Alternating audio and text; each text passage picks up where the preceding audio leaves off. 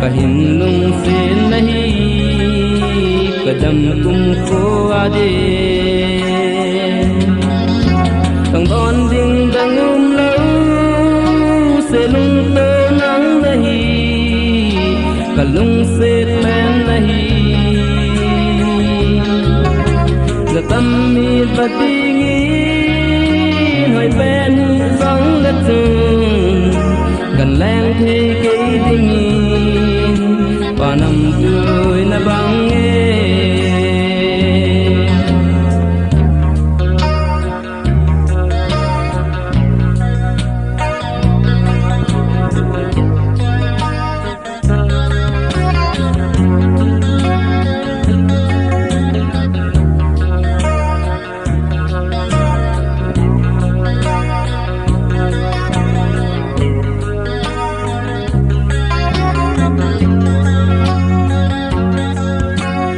su mai ca mu te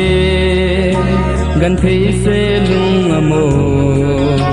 lang ka lel mu lovi sa mang ka zal thei po ngai nu mel nu lo bin se lel ka mu te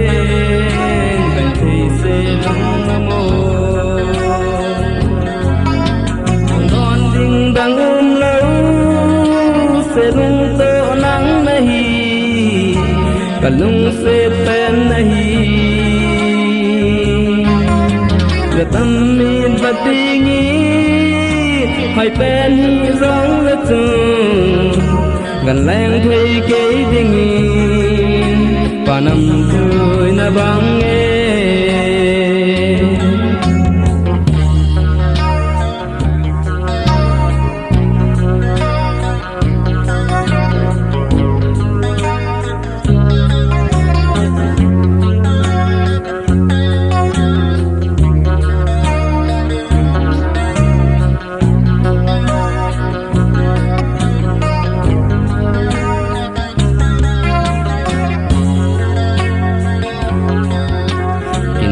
na kam chang thu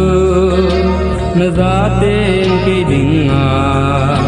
se lung na dam ding a kahin lung se bang nei na lung se na de kahin lung se nahi kadam kum ko adi tang don ding dang lo nang nahi kalung se pen nahi